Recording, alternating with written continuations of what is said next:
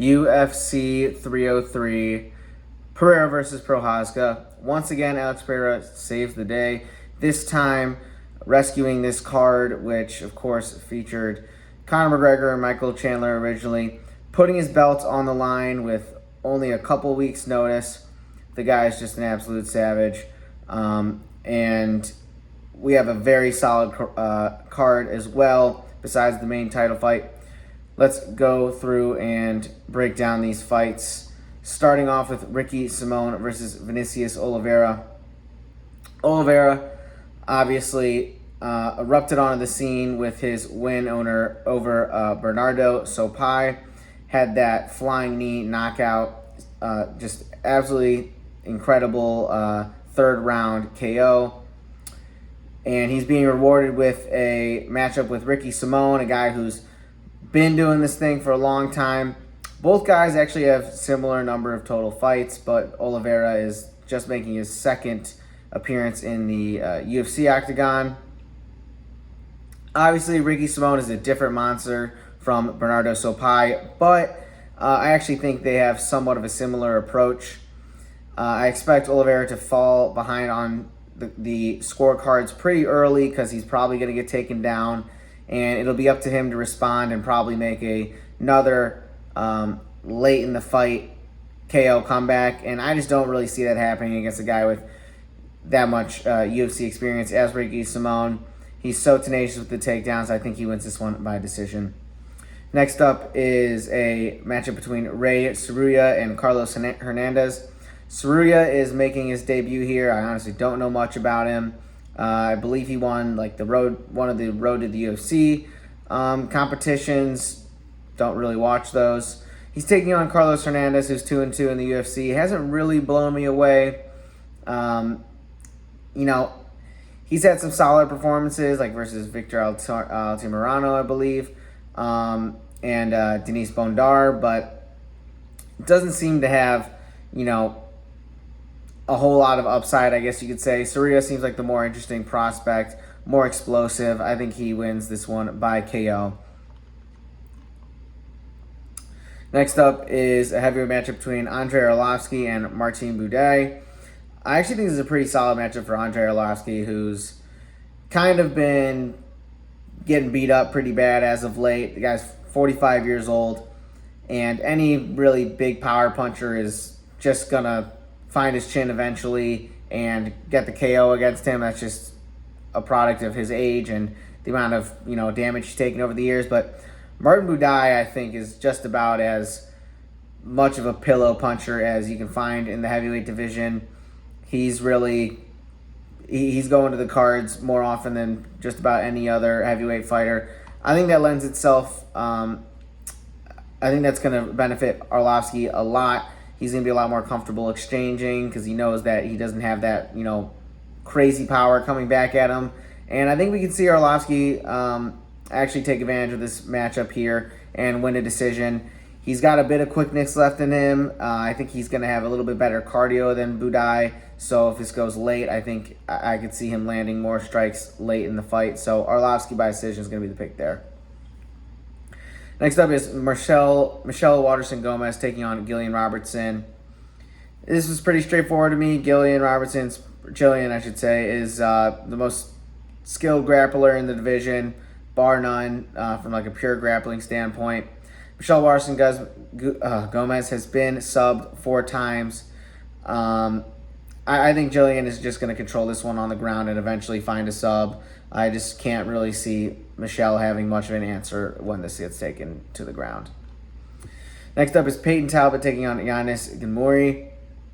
Talbott is a really interesting prospect. He's been able to kind of capitalize on some early hype surrounding his Dana White Contender Series win over, I believe it was Tracy Cortez's brother, and then a KO victory over Cameron Simon earlier this year. Yanis Ghanmourri is a pretty big step up, I'd say. I think Cameron Simon is the higher upside guy, more potential here, but Ghanmourri is, he's big, he's strong. I don't think Talbott's going to have the same physical advantage over Yanis as he did over Cameron Simon. So if Yanis really sells out for these takedowns, I think he could definitely get Payton Talbott down. But I expect Yanis to be pretty one-dimensional in looking for these takedowns, and he's not going to be able to keep Talbott down for the entire fight, and I can see Talbot really starting to separate himself as the fight goes on. So I expect Talbot to win a decision here. If it's on the feet, I think he's going to be doing a lot more damage. Ghanmourri's a really tough dude, though, so I don't really see him putting him out. But I think he's just the far better striker, and Ghanmourri's going to be pretty one-dimensional. So Talbot, by decision, is the pick. Next up, we have a featherweight matchup between Charles Jourdain and Jean Silva. It's hard to really get a read on Jean Silva. I mean, he's really only beaten Weston Wilson in the UFC. Of course, Weston Wilson had that finish a couple cards back, so maybe we're not giving him as much credit for that win. But I really like Silva's aggressiveness, and he's definitely dangerous. I'm just not sure how he's going to look if he doesn't find a finish on Charles Jourdain early here. I expect Jourdain to be have the much more energy later on in the fight. He's a guy who doesn't really tire out, and he puts out a lot of strikes, so he's probably going to be up on the cards. It feels like Silva's going to need a finish if he wants to win this one, and that's just hard to count on versus Charles Jourdain. We're taking Jourdain to win that one by decision. Next is Cub Swanson taking on Andrei Fili. Kind of, not the most glamorous fight, but two guys who have pretty much as much UFC experience as anyone going head-to-head here. I think Fili, he's the younger guy, 34 versus Cub Swanson's 40. It's a pretty big difference in age gap. I mean, 34, you're like coming right out of your physical prime. 40 is when, things start to fall apart for a lot of guys. Cub Swanson, we've seen him get KO'd a few times. He definitely is really good, all things considered, and I think Cub Swanson's he's going to be dangerous no matter who he's facing. But Fili's going to be the taller guy here. He's going to have the reach. I think he'll be able to hit Cub and really not get hit back. And so for that reason, I think we are taking Fili to win this one by KO. I think he's just the better striker at this point in their careers. And if it gets into a dogfight, I think Fili is going to be the last guy standing. Next up is a middleweight matchup between Joe Pyfer and Marc-Andre Barriault. To be honest, I see Pyfer running through Barriault. He's the much more powerful guy. He's going to be motivated here to make up for that stinker of a main event performance he put up versus what's his name? Whatever. In that main event fight where he looked pretty bad. But Andre Barriault has a much different skill set. He's a lot slower. He doesn't punch nearly as hard. I see Pyfer just kind of rolling him here and winning by KO. Barriault's only been KO'd once in his career, but Joe Pyfer, the guy just throws heat. So we're taking him to win by KO. Next up, we have Ian Machado Garry taking on Michael Venom Page. MVP, tough puzzle to solve. He's in a really interesting position here because he kind of had that name value coming into the UFC, and he's going to be motivated because he has all the pieces in place to kind of get that Michael Chandler treatment. If he gets a crazy finish, I could see him leapfrogging a bunch of dudes in the division to get a title shot, similar to how they did Chandler. He's a tough guy. He's tough to land on. I think Kevin Holland was a good matchup for him in his debut, and we saw him really put together a perfect performance. He was hitting Holland and getting away before Holland could respond in any way at all. I think Gary's going to be able to find Michael Venom Page a lot better than Holland was able to. He fights a bit longer than Kevin Holland does, and I think he's going to be much more willing to move forward and cut Michael Venom Page off. and really not let him dance around like he's going to want to. Garry, hate him or love him, I think he is super talented, one of the most talented guys in the 170 division. He's not, I think he has the tools to slow Michael Venom Page down, and really MVP, he just, I don't know, I just don't think he has a whole lot of power to be able to deter Ian Garry. He doesn't really plant his feet and put a whole lot behind his punches, and so Ian Garry, you might have to eat a couple to land some of his own shots, but I think he'll be willing to do that, and I do think he'll be able to find MVP eventually in the fight and win a decision. Next up, we have Mayra Bueno Silva versus Macy Chiasson. Mayra Bueno Silva had that terrible performance versus Raquel Pennington. I think Pennington did not get nearly enough credit for her performance, and people really just looked at Mayra Bueno Silva as just having an underwhelming showing that night, where I think really that was Raquel Pennington just absolutely putting the pressure on her, and just, she's a bulldog. That's just a tough matchup for Mayra Bueno Silva.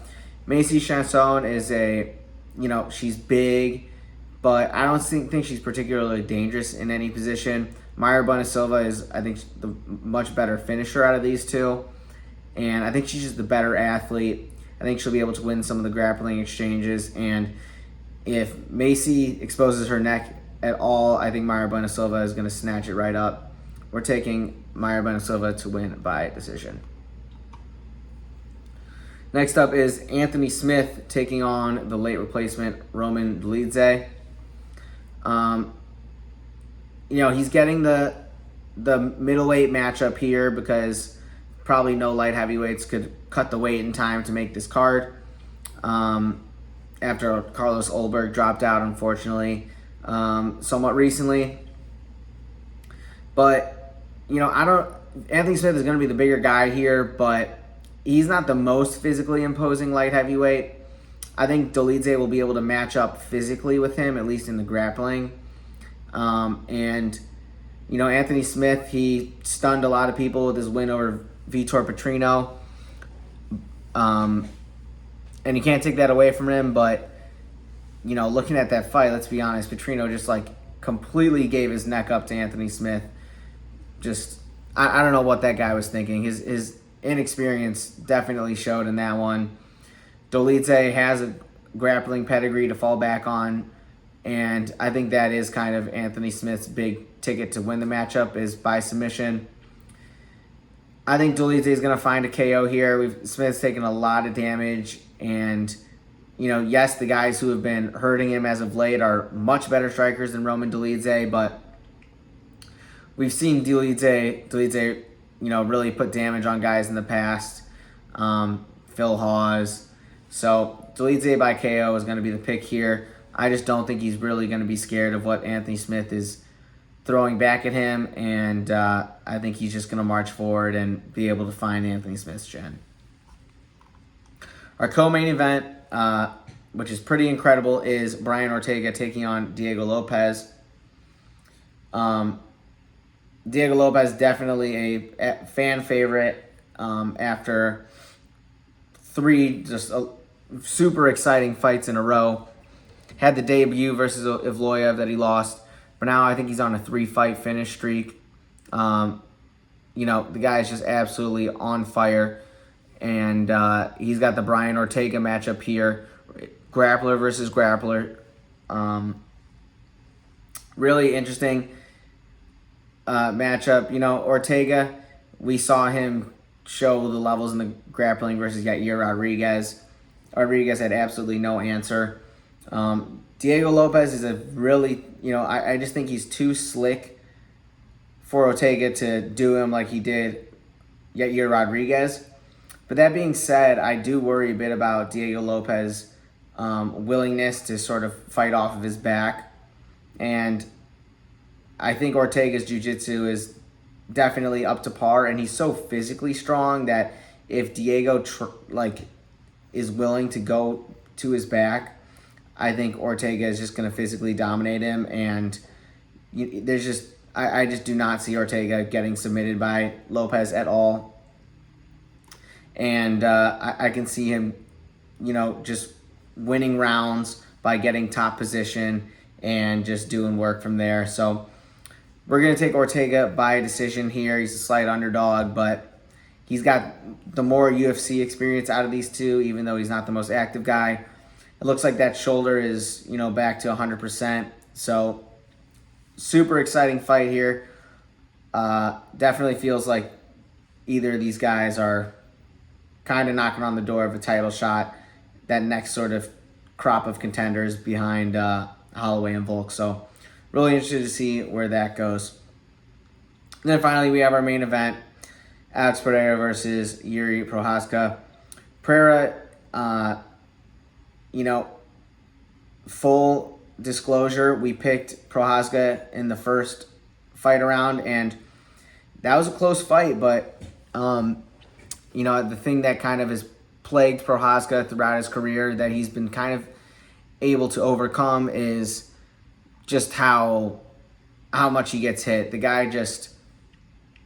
he's shown an incredible ability to be able to take a hit and to keep coming and even get his lights shut clean out. Like you can literally see the light switch flip off and then flip back on. And it happened versus Dominic Reyes. I'm sure it probably happened at some point versus Volkan Ozdemir. The guy gets hurt and then he just wakes up and he's just ready to go. So it's pretty incredible how he gets away with that. The first fight, who knows what would happen if they let the fight go on, because Jiri's just, based on what we've seen from him in the past, it felt like he probably would have woken up and gotten right back into that fight. So there is sort of that caveat with Pereira's first win, even though, there's definitely a strong chance of Pereira just absolutely bashing him from that top position that he did get in. For this one, I just really don't think Jiri's style is sustainable at this high of level. I said it before. I said I think Jamal Hill could beat Prochazka.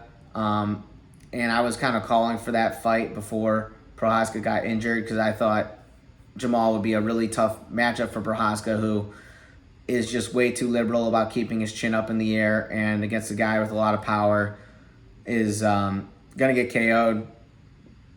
Pereira's got a ton of power, but more than that, he's got precision. In his matchup versus Jamal Hill, the excuse from Jamal has been like, oh, he's not ready. Well, Jamal threw the first punch. The difference is Pereira got, off the center line versus Jamal Hill, and he's just so accurate. Like, if you leave any opening, he's going to land. Like, you just don't see the guy whiffing a whole lot. So it's really precision over power with him, whereas Prochazka is kind of swing for the fences and hope you land a bit. And I just think Pereira is going to land harder first. So we're taking Pereira to win by KO here. That sets up a lot of interesting opportunities for him. I mean, if Izzy comes and does crazy things to DDP, are we going to see I don't even know what happens there. Like a matchup for one of the guys to hold both belts. I don't know. That could definitely be a possibility. But super interested. If Prochazka wins, it sets up the trilogy. It's just the stories write themselves. So should be a really fun card. Thank you all for watching, and we'll catch you on the next one.